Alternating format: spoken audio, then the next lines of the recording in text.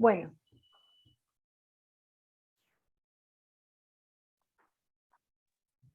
Ahí éramos 14. No preste atención. Más o menos. Sí, más o menos. Pablo, ¿querés continuar con lo que estabas contando?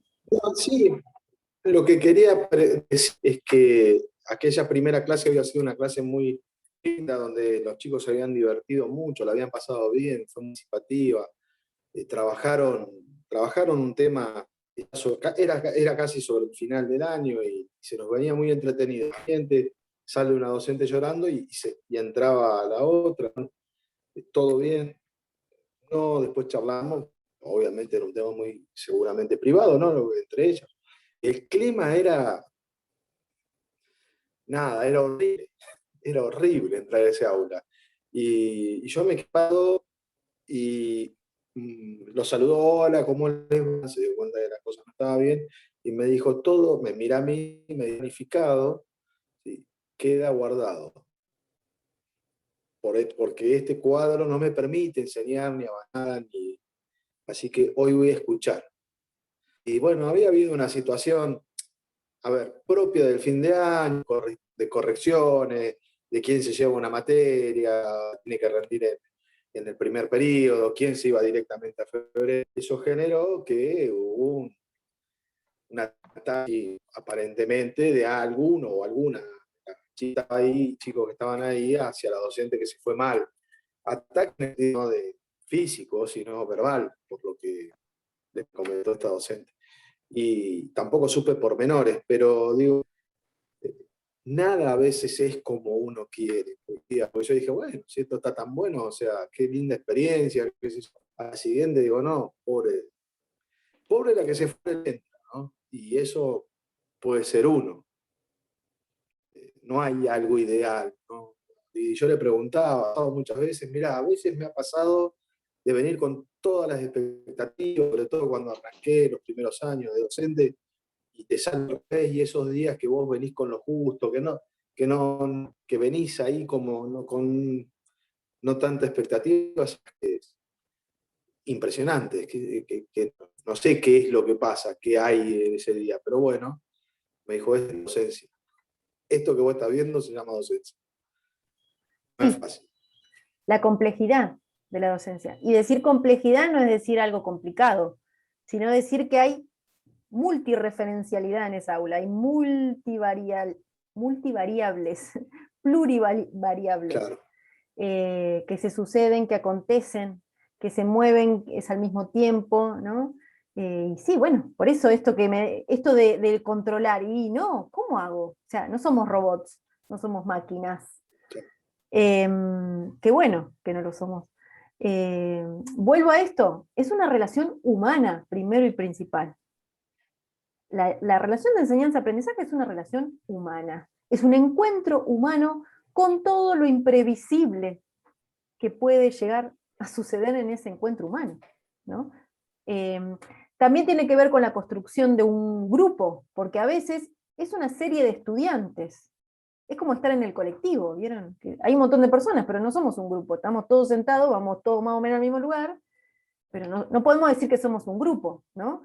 Estas autoras que te digo que hablan de la psicología de los grupos, la didáctica de lo grupal, bueno, hacen un análisis sobre esto, ¿no? Hay ciertas variables, hay cuestiones a ver, de los líderes que existen en los grupos, ¿no? Y de qué tiene que suceder para que se construya un grupo. Tiene que haber una historicidad, tiene que haber vínculos, tiene que haber, bueno, un montón de cuestiones a resolver para que podamos decir que somos un grupo. Acá mismo, digo. Y vuelvo a esa jornada que estuvimos hablando con algunos profes, y yo coincidía con uno o dos de ellos, que hablaban de conformar un grupo de reflexión. A mí eso me encantó. Yo no hablo en términos entonces de clase, o de segundo año, porque tampoco somos segundo año, ahora hay segundo, hay primero, tampoco puedo decir es la carrera de lengua y literatura, porque está lengua y literatura, está biología, está matemática, física, química. Entonces, bueno, ¿cómo nos podríamos poner? Grupo de reflexión me encantó. Digo, bueno, y en ese grupo de reflexión, yo vendré a ser una más. En todo caso, con algunas funciones de moderadora por esta cuestión del Zoom, ¿no? Y que si estuviéramos en el aula también debería moderar, y esa, ¿no? Y eso de dar la palabra a uno o a otra, o preguntar, o retomar lo que dice un estudiante, y repreguntar, y todas esas estrategias que ponemos en juego los docentes, ¿no? A través de la comunicación, bueno, se pueden suceder acá en la virtualidad también, ¿no? Y tienen que ver con estas intenciones, con estos propósitos. Sí. Profe, sí. ahí en una parte dice, porque estaba hablando esto ahí, ¿no? De la igualdad. Pero hay una parte que dice que la enseñanza es una actividad, dice, humana en la que unas personas ejercen poder sobre otras. Y después yo lo veo como que está hablando, que él lo dice ahí también, una relación de desigualdad, de poder y autoridad entre profesor y alumno. Eso está. ¿O Eso no? está, por supuesto. A ver, no le tengamos miedo a la palabra poder. Esto que yo decía de las palabras, que me dan cierto, no miedo, digo de esto desde dónde lo... A ver, cuando decimos lo que decimos, ¿desde dónde decimos eso que decimos? ¿No? Si yo hablo en términos de control, implica que tengo una posición respecto a la enseñanza. Es entender a la enseñanza de determinada manera, que sería que yo puedo controlar el resultado de aprendizaje. Yo no creo en eso, entonces no utilizo la palabra control. En todo caso, puedo utilizar la palabra proceso, utilizo la palabra mediación, porque tiene que ver con lo que yo creo que es la enseñanza y el aprendizaje, ¿sí? Ahora, ¿que se suceden relaciones de poder? Sí, porque volvemos a lo mismo, es una relación humana. Y debería haber una simetría, y se supone que hay uno que sabe un poco más que otro. O en todo caso, no es que sabe más, porque bueno, no, estoy diciéndolo mal. No es que sabe más, sabe otras cosas. O se supone, siempre estoy diciendo, que trae algo que otros vienen a buscar. Y en eso ahí coincidimos, ¿no? Ahora, relaciones de poder, sí, las hay, somos sujetos políticos, la educación es política. También podemos hablar de autoridad, y tampoco tenemos que tenerle miedo a la palabra autoridad. Sí está el autoritarismo, ¿no? y otros derivados. Pero bueno, hay ideas muy interesantes acerca de la autoridad en la escuela, ¿no? Hay una autora que se llama Ruth Harf, que habla de la autoridad como ser autor de su propia palabra. Eso sería la autoridad en el aula, por ejemplo. Dice ella, ¿no? Y a mí me parece maravillosa esa idea de hablar de autoridad, de cómo construyo la autoridad en el aula. Pero no puedo desconocer que existen relaciones de poder, porque somos un grupo humano. Somos un grupo humano y tenemos distintos intereses, tenemos distintas expectativas, ¿sí? Va a haber disputas, va a haber discusiones, va a haber debate, va a haber tironeos, entonces va a haber el poder, el poder de la palabra, el poder de la transmisión, ¿sí? Sí, Natacha. Sí, lo que quería decir que incluso no es solo relación de poder entre profesor, profesora, alumno, alumnas. También existe esto de los compañeros líderes que ejercen un poder sobre los pares y que si lo sacás, el grupo cambia completamente. Entonces hay como relaciones de poder también entre compañeros y compañeras que a lo mejor no se ven, están como silenciadas, pero eso siempre existe. Sí. El preceptor también tiene un poder frente al curso. Toma asistencia, de hecho. Entonces hay como, bueno, sí, siempre que hay relaciones humanas hay poder. Padres, hijos, madres, y entre hermanos incluso sucede también. Exacto. Bueno, ahora cuando... Puede ser Sí, Sara. por las funciones que cumplen también. Sí. ¿Cuáles serían? Porque, por ejemplo, no sé, un directivo no cumple la misma función que un docente, un preceptor. Tiene que ver con jerarquías, eso que estás diciendo. Tiene que ver con una jerarquización vertical, ¿no? De alguien que está a la cabeza de una institución y los que venimos después. Sí, claro. ¿Micaela? Sí, quería mencionar que por ahí en la dinámica de grupos siempre se genera como una asunción de distintos roles. Por ahí, no con intención, no es que uno dice yo voy a ser el líder, pero eso se va dando de manera natural a veces. Y como profesor también está bueno ver eso y ver cómo lo puedes usar, digamos, para hacer más llevadero el ambiente del aula, digamos. O sea que hay varios textos que explican esto de los roles y están buenísimos. Sí. Bueno, es un tema interesante que podría abordar la didáctica general, esto que se llama didáctica de lo grupal. Ya les digo, Marta Souto es una gran productora de conocimiento en la didáctica de lo grupal. Y después toma muchos aportes del psicoanálisis, de la sociología, de la psicología social, Pichon Rivière, si leyeron alguna vez por ahí, Ana Quiroga, cuando habla de matrices de aprendizaje. Bueno, es muy interesante. Bueno, algo que hacíamos en un seminario que habíamos armado con un profe, que hablábamos de lo grupal, una actividad que yo les proponía a los y las profes, era esto de contar una situación, ¿no? Como por ejemplo Pablo contó recién, una situación de aula, ¿no? Una situación que el profesor o la profesora vea que es problemática, ¿no? Entonces, la contaba primero, ¿no? Contaban en un grupo, se elegía una y había que representarla, ¿no? Dramatizarla, ¿no? Hay muchos de los aportes de la no motricidad, no me sale ahora la palabra, bueno, no importa. Esto de dramatizar, que se utiliza mucho. No es psicoterapia, no me estaría saliendo. Tato Pavlovsky era un referente, bueno, ahora no me sale la palabra, pero tiene que ver con esto de dramatizar situaciones. No importa, ya me voy a acordar. Esto de dramatizar una situación que para ese profesor o esa profesora era problemática. Entonces, lo que se hacía era, cada una asumía un rol, una función, un papel en esa representación de esta situación. Se veía la problemática, digamos, como desde afuera, porque la estábamos representando, ¿no? Éramos todos espectadores ahí, y este grupo que actuaba, y después lo que pensábamos era, entre todos, entre todas, bueno, ¿cómo lo podríamos resolver de otra manera? ¿No? O ver, bueno, mira, vos esto hiciste acá, como profe, ¿podrías haberlo hecho de otra manera? ¿No? Como que poníamos pausa en esa representación. ¿Cómo se podría buscar otra resolución, otro camino para esa situación? ¿No? Entonces teníamos el aporte de un montón de profes ahí que estaban mirando una situación, y eran las típicas situaciones, lo que llaman algunos es las escenas temidas, ¿no? Todos y todas tenemos escenas temidas. Imagínense, profes, ¿no?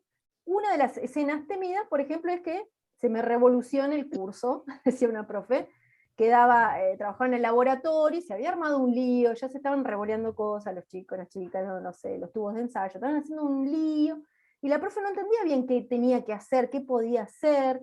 Bueno, y de a poco fuimos como pasando en limpio, y muchos compañeros le decían, mira, me parece que vos tendrías que haber hecho esto, ¿por qué no probás con tal cosa?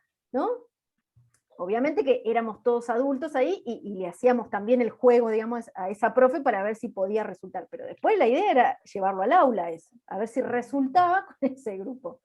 Y había mucho de esto que dicen ustedes, roles, funciones, líderes positivos, negativos, ¿no?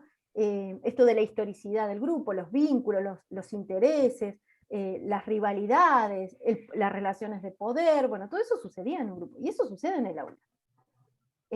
Si hablabas de Tato Pavlovsky, era psicodrama. Ahí está, psicodrama, perdón, esa era la palabra que quería. Psicodrama, sí. Un médico que se dedicó a la dramaturgia, un gran director de teatro. Sí, un genio. Bueno, y tiene esos aportes que a mí me parecen Mi prima interesantes. estudió con él. Ah, mirá. Sí, interesante para pensar también Dicen que era un genio.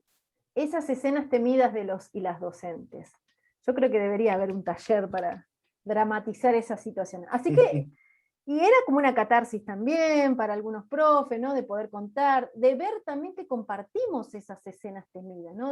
o de ir a la clase y que nadie participe, de un silencio total, y cómo la remo, decía este profe, ¿qué hago? Bueno, ¿cómo lo podemos pensar? La propuesta que yo traigo, ¿será que no es interesante para ese grupo? ¿Cómo puedo hacer para mostrar lo interesante y que no caiga en esto del show, ¿no? Del entretenimiento, de la docencia, porque tampoco buscamos, no es que estamos buscando espectadores y que se rían y se diviertan. No, bueno, tenemos que aprender, tenemos que discutir, tenemos que reflexionar también. Bueno, ¿de qué manera puedo acercar y hacer interesante? ¿No? Y vuelvo a Contreras, porque Contreras, cuando dice lo de la dimensión explicativa y proyectiva, que es esto de explicar para proponer, tiene que ver con generar oportunidades de aprendizaje. Eso es algo que tenemos que buscar, ¿no? Generar nuevas, buenas, podemos decir, propuestas de enseñanza-aprendizaje. Y ahí tenemos que poner en juego estas estrategias que las manoteamos de varios lados, chicos, chicas. Digo, yo hablé del psicodrama. Podemos también hacer nuestro propio camino, porque a veces las materias que cursamos no abordan lo que nos interesaría, ¿no? Bueno, vamos descubriendo que por ahí, desde lo grupal, la didáctica de lo grupal, o el psicodrama, bueno, podemos traer cosas interesantes que también pueden ayudarnos en el aula, ¿no? Lo que pasa es que, imagínense, tendremos que estar estudiando 30 años para, ¿no? Para los aportes de todas las áreas tan interesantes, y por ahí algunas que ni siquiera pensamos que podrían aportar a la docencia, ¿no? Yo, por ejemplo, el último tiempo, que me interesa mucho el tema de la inclusión, me fui para el lado de la danza, por ejemplo. Yo jamás había bailado. La danza, y no cualquier danza, la danza que postula la danza inclusiva, que es que todos y todas podemos bailar. Bueno, y hay mucho de lo filosófico atrás de eso que se podía llevar al aula. Entonces todos y todas podríamos aprender, pero no todos y todas aprendemos de la misma manera. Y bueno, y una serie de cosas que la danza, este tipo de danza, me aportaba a mis clases, por ejemplo. Y bueno, hay que salir a buscar también, me parece, ¿no? Contreras nos tira algunas ideas, nos tira, ¿no?, algunas claves para poder pensar, y ustedes me pueden decir, porque en otros grupos también me lo dijeron, bueno, pero es el discurso, es desde la teoría, ¿qué pasa en la práctica? ¿No? Y caíamos siempre en la queja, en que somos un desastre, que no podemos enseñar. Bueno, no pasamos de la teoría, que no ayuda, pero en la práctica es otra cosa. Digo, bueno, en todo caso lo que podemos hacer es ir a la teoría, tratar de pensar eso mismo, de llevar esas ideas a la práctica, y lo que pasa en la práctica de alguna manera o resignifica eso que leemos, o lo rompe a pedazos, o dice, no, Contreras, eso no es así, estás equivocado, discúlpame, pero lo que sucede acá es otra cosa, vos no sé de dónde estás hablando. ¿A qué escuela entraste? ¿De qué me hablas? ¿No? Pensemos y contextualicemos que lo dice desde España, ¿no? Con una tradición educativa diferente a la nuestra, ni mejor ni peor, diferente. Por eso nosotros y nosotras, ustedes como profes en formación, y los profes que ya estamos también construyendo conocimiento pedagógico y didáctico, aunque no lo sepamos. Digo, esto que yo tuve que compartir en esa jornada, en ese momento yo tuve que dar cuenta de lo que estaba haciendo, y no en el sentido de que me estaban evaluando, pero nos cuesta mucho en general a los profes contar lo que hacemos en nuestra clase, porque siempre fue cerrada la puerta, ¿no? Era dar la clase y cerrar la puerta, y nadie se enteraba lo que pasaba. Y ahora resulta que me encuentro subiendo las clases grabadas a YouTube, y son públicas. Y yo digo, y me da terror eso, me dio mucho miedo. Después digo, pero si yo estoy enseñando, no estoy haciendo nada malo. Y en todo caso, lo que yo hago no es lo mejor, no es lo único, no es lo absoluto, es la manera que yo encontré. Esto es lo que yo les transmito ahora a ustedes. Y esto tiene que ver con esos saberes de oficio que hablaba Andrea Alión, ¿sí? Esto de transmitir el oficio, que es lo que intento hacer en estos encuentros que tenemos, ¿sí? Más allá de lo que diga Contreras, más allá de lo que diga Camillioni y cualquiera de ellos, ¿sí? Es esto de lo que me va sucediendo a mí como profe. Y otra cosa que también les quería contar, es que me va sucediendo a medida que voy juntando experiencia, trayectoria en esto de dar clases, y en este espacio que es didáctica general, que hace un par de años que estoy, es que yo me encuentro diciendo muchas cosas que tienen que ver con la docencia, que no lo digo desde los textos, sino que lo digo desde mí, ¿no? Yo me encuentro diciendo cosas que digo, esto es mío, y no es mío porque lo inventé, No porque siempre está basado en lo que dijeron otros y otras, siempre. No hay nada nuevo, no vamos a inventar nada, porque no lo vamos a inventar, ¿sí?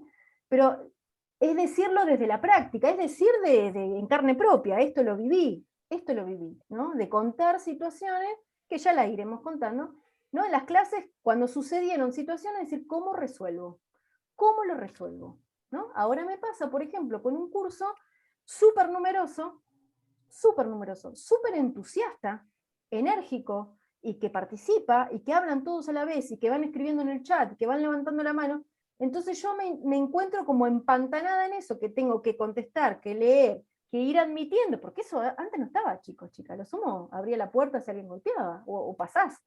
Pero ahora me encuentro admitiendo, contestando, leyendo, ¿no? Estar atento, tratando de mirar a todos. Bueno, no es una queja esto, pero les estoy contando que es la realidad, ¿no? Del Zoom. Y mi pregunta es, ¿cómo hago para avanzar en la materia? Porque estoy como con lo mismo, porque no puedo avanzar, porque es tanta la participación, y es tanto las preguntas que surgen, esto de ir contando lo que les va pasando porque son estudiantes, o porque algunos ya son docentes, que yo me siento como que estamos ahí y no vamos avanzando, ¿no? Como que no vamos, yo siento que no. Entonces la pregunta es, ¿cómo hago? ¿Cómo resuelvo esto? ¿Cómo hago para que la próxima clase con este grupo pueda avanzar? Y pueda decir, bueno, para la próxima hay que leer tal cosa, para la próxima, y todas las veces lo anoto para la próxima, y eso de para la próxima no sucede. No sucede porque seguimos haciendo, ¿sí? Entonces lo que yo pensé, una de las estrategias es, no lo estoy diciendo por este grupo, no creo, no estoy diciendo por este grupo, otro grupo. Armé un foro. Digo, bueno, ya que tienen tantas ganas de hablar, háblenlo en el foro, porque no hay tiempo no podemos hacer 5 Zoom. Doy clase los viernes a la noche. Y me dicen, no, otro Zoom, basta, se fueron 2, listo. O sea, ¿no? Cuidémonos, tampoco la pavada. A mí me encanta esta materia, pero todo tiene su límite, ¿no? Entonces, bueno, en el foro participan. Y ahí, ¿no? La catarsis, ¿no? Todo lo que sucede va pasando ahí. Entonces yo eso después lo tendré que retomar en las clases, ¿no? Y hacerlo girar o contar, esto contaron, esto dijeron, y bueno, y hacer como una especie de síntesis, porque cuando uno arma un foro, ¿no? Pasa a ustedes, ya están participando, hay que hacer una síntesis de ese foro, ¿no? Hay que hacer devoluciones también, ¿no? Y eso también es parte de la tarea docente. Acá en el SEMI se usó el aula virtual y se usaban los foros. Pero bueno, ahora lo está usando todo el mundo, los foros, por esta cuestión de la virtualidad. Entonces, estas situaciones que yo les cuento es ir contando lo que me va pasando como docente. No sé qué nombre ponerle, si es que tiene un nombre, pero yo lo que encontré es decir, transparentar la práctica, ¿sí? Hacerla visible totalmente. No esconder nada, ¿sí? No hay tanto misterio. No, es humanizarla también, ¿no? Es bajar del pedestal a ciertos docentes, ¿no? Porque a veces es como, wow, este la tiene re clara, no es tan así, no es tan así. Algunas lo disimularán mejor que otros y otras, pero hay mucho de incertidumbre, decir, no sé qué hacer, no sé cómo avanzar, o van tan rápido que no los puedo seguir, no sé, cada uno planteará una situación diferente, ¿no? Pero bueno, vamos encontrando maneras. Y en todo caso, las palabras esas que estamos buscando, como dice Pablo, yo esto no sé qué nombre ponerle, es buenísimo esto que vos decís, no sé qué nombre ponerle a esto, ¿no? Bueno, no importan los nombres, ahora no importan los nombres.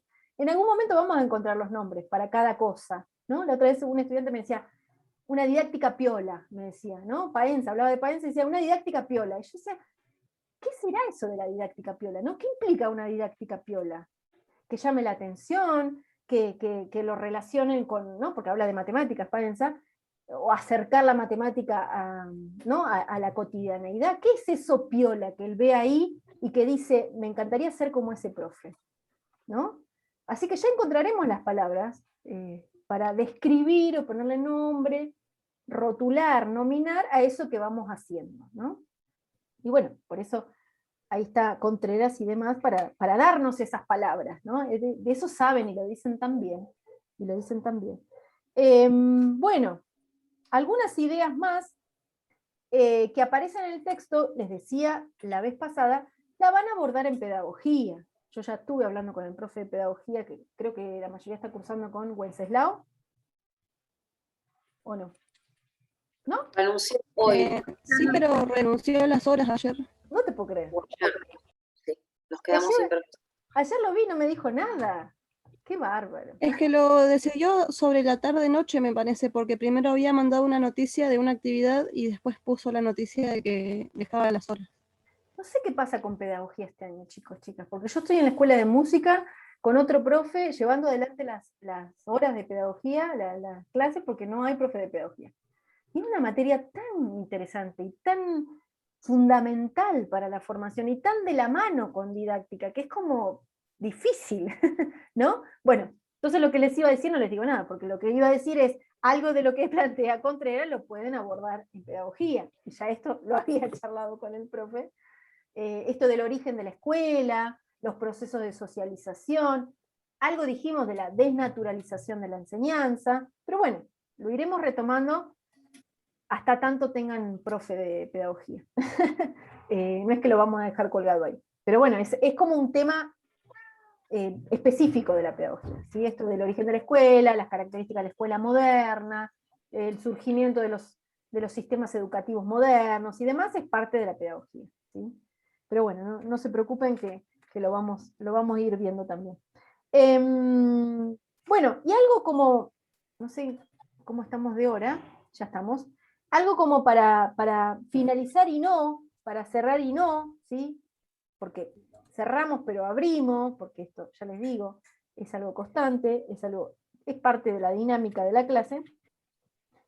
¿Alguna pregunta? Hay una pregunta que plantea Contreras, que podemos hacerla, y podemos intentar responderla, los y las invito a intentar responderla, cada uno en su hojita, y después la comentaremos en otro momento, no tienen que enviar ni nada, no es un trabajo práctico, sino pensar esto de algo que plantea Contreras, que habla de la cuestión de la equidad, habla de la cuestión de la justicia social, ¿sí? Y nos coloca de alguna manera en ese lugar, o de por lo menos intentar algo de la justicia social y algo de la equidad a través de la enseñanza, con esta cuestión de el compromiso moral y la posición ética. Entonces yo les pregunto a ustedes, ¿cómo lo podemos llevar adelante? ¿Cómo lo podemos hacer realidad a la justicia social en el aula? A la equidad en el aula. ¿Cómo? ¿No? Es la pregunta del millón. ¿O no, María? Ahí. Es la pregunta del millón esta que estoy haciendo. No estoy diciendo que sea fácil responder. No estoy diciendo que sea fácil responder. Y en todo caso, otra pregunta más, y ahora la dejo a Liliana que continúe, ¿a qué intereses sirve la escuela? Porque sería como la contraposición, ¿no? Primero, pensamos en la justicia social, en la equidad, en la educación como derecho, en esto de que como docentes estamos garantizando derechos, como esto de que somos agentes políticos, ¿no? Agentes del Estado. Y al mismo tiempo pensar, ¿a qué intereses responde la escuela? ¿Liliana? Sí, no, yo, o sea, vengo como muy no asombrada, no encuentro bien la palabra, pero en estos momentos en que estamos viviendo, yo trabajo en una escuela donde el 50% de los chicos no tenía conexión, no llegó a conectarse, no se supo nada de ellos. Entonces, ¿cómo vamos a hablar de justicia social y de equidad en estos momentos así, donde hay una gran barrera, y se llegó a notar tanto las diferencias de los chicos? Entonces, es una pregunta, si era complicada antes de responder, yo creo que ahora es mucho más difícil. Sí, totalmente, totalmente. Esto de, yo me encuentro con esto de garantizar las trayectorias, ¿no? Es como una imposición, porque ya termina siendo una imposición, digo, no en el mal sentido, sino parte de mi tarea, parte de mi responsabilidad como docente, es garantizar trayectorias. Y esto implica sostener esa trayectoria. Si no tiene conexión, ¿qué hago? ¿Le acerco un papel impreso? ¿No? ¿Qué hago? Le llevo, no sé, le llevo un libro, le armo un audio y se lo llevo, se lo alcanzo, se lo cuento, no sé, la llamo por teléfono, le escribo una carta, No lo sé. Sí, pero también pasó que en muchos casos, por ahí no me sale, el problema económico de las familias, que también existió, padres que se quedaron sin trabajo, hay adolescentes, 15, 16 años, que dejaron la escuela, fueron a trabajar porque en la casa se complicó también la economía. Tal cual. Entonces no les podés llegar un papel, una carta. Dejaron la escuela. Sí, totalmente. Bueno, pero eso, Liliana, ¿qué te lleva a pensar? ¿En decir, listo, me resigno, ya está? ¿O sigo insistiendo? No. ¿Qué hago frente a eso? Porque, a ver... No, por eso es como... Sí. Claro, es que sería como bueno tener la respuesta o saber qué hacer. Sí, Está difícil. Estaba difícil. difícil antes con la versión escolar, ahora ni hablar. Sí, coincido totalmente. Por eso digo, no es una pregunta que te hago a vos, me la hago a mí y la abro a todos y a todas. Digo, ¿qué hacemos frente a esa situación? Claro. ¿No? Sí, Injusticia, hay desigualdad económica, que la hubo siempre, y ahora, como vemos, es más visible, está más instalada, lo vemos, ¿no? La crueldad, los datos tan fríos son reales, son personas, ¿no? No son solo números o estadísticas. ¿Qué hacemos frente a eso? Digo, bueno, me dedico a otra cosa porque yo esto no me lo banco, o no, o digo, y bueno, busco la manera y sigo insistiendo. Digo, y esto es algo que tiene que ver con lo que dice Rita de Pascuales, que ya la vamos a ver, que habla de la obstinación docente. A pesar de todo, yo sigo eligiendo enseñar. Y sigo insistiendo, discúlpeme, sigo insistiendo. A pesar de todo esto que estamos diciendo, ¿no? ¿Natacha? Sí, nosotros en Práctica 1 estamos haciendo unas observaciones, ¿viste? Y hay una profe de Junín que con esto de la virtualidad, el Zoom no le daba resultados porque hay muchos chicos que no tenían compu, no tenían conexión, no tenían datos, nada. Entonces ella planteó las clases por WhatsApp. Yo presencié una de las clases y de 30 alumnos que tiene, participan 25, lo cual es una barbaridad la participación. Y ella dijo que si bien no es el 100%, porque el 100% es muy difícil en este momento, como decía Liliana, en la presencialidad era difícil, en la virtualidad es peor, me parece. Pero esto que vos decías en un principio, como buscar herramientas, me parece, que tiene que ver con eso, buscar herramientas que vos, porque cuando uno empieza a trabajar con un grupo, va sabiendo más o menos cuál es el contexto social, cuál es el contexto familiar. Entonces, si uno conoce eso, puede buscar herramientas como para laburar. Pero bueno, es un contexto difícil este. Eso es real. Pero que herramientas hay. Y por ejemplo, y después en la escuela de música hay una chica que se quedó sin conexión. Entonces, desde la secretaria académica ofreció llevarle fotocopias a la casa. Claro. Claramente no sé si se podría hacer con todos y todas las alumnas y alumnos, ¿no? Pero como son pocos los casos en este sentido, también se aborda pensar en otro tipo de modalidad. Nada, para pensar. Sí. Yo creo que la educación se ha vuelto también más personalizada, ¿no? Ahora podemos conocer un poco más de nuestros estudiantes, ¿no? En esta situación. Por ahí antes no era necesario preguntar, ahora estamos obligados a preguntar. ¿En qué condiciones están cursando? ¿No? Porque por ahí hay un compromiso y un interés por seguir estudiando, y los límites lo pone la situación. Entonces, ¿cómo no le vamos a dar la oportunidad? Y hay que buscar la manera. Lo que pasa es que se implica un desafío y mucho más trabajo para los y las docentes. Y no sé si todo el mundo está dispuesto a esto. No sé si todo el mundo. ¿Sí? No lo sé. María, ¿vos querías decir algo? No, solo que cuando hablaban con el tema de la virtualidad y demás, yo laburo en una escuela del campo y nosotros en todo este tiempo de virtualidad no pudimos contactarnos a través de Zoom ni nada de eso ni WhatsApp con los chicos de la escuela, por ejemplo. Hasta que hubieron estos 200 días de presencialidad, semipresencialidad.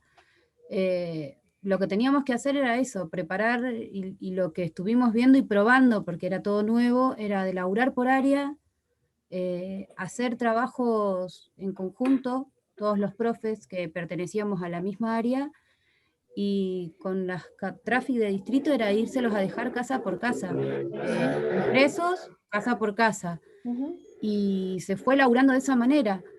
También nos dábamos cuenta la cantidad, o sea, y la necesidad que tienen los chicos, obviamente, de poder ir a la escuela y de poder compartir ese momento también de consulta que hay en las clases.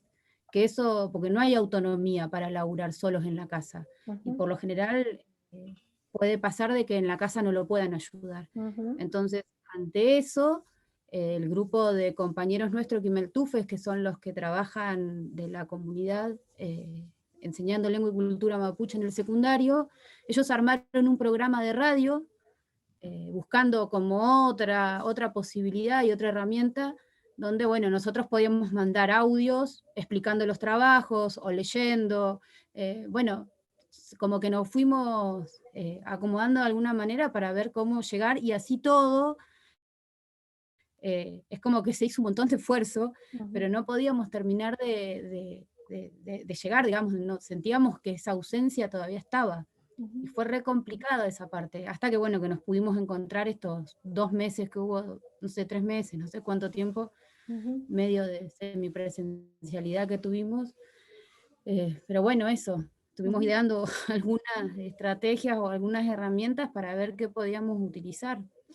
Tal cual. Sí. ¿Liliana? Sí, se siente lindo por ahí escuchar a la compañera. Yo también trabajo en el área rural, entonces no hay WhatsApp, no hay Zoom, o sea, el conocer la realidad, como decía Natacha en su momento, la única manera que encontramos fue, trabajamos bastante parecido por áreas, y con cuadernillos que se llevaban con los transportes de distrito.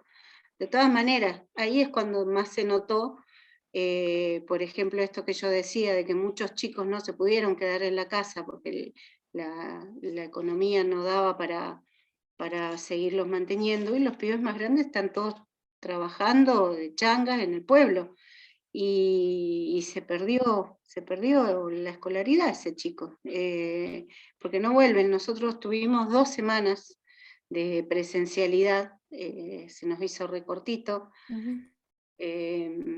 y no, realmente no llegamos ni a... No, fue un mes por el tema de las burbujas. Tuvimos una semana por cada grupo, y la necesidad de preguntar cara a cara al docente, así cómo es esto, o la explicación, o el contacto ahí con los compañeros, de hablarse y todo, eso es re importante y se notó que es muy necesario. Sí, sí, sí. La salida es colectiva, y esa frase no es vacía, la estamos haciendo carne ahora. Y yo, mientras los y las escuchaba, digo, porque ya se va a cortar y vamos como cerrando, una frase de Simón Rodríguez, ¿saben quién es Simón Rodríguez? El maestro de Simón Bolívar, que decía: inventamos o erramos.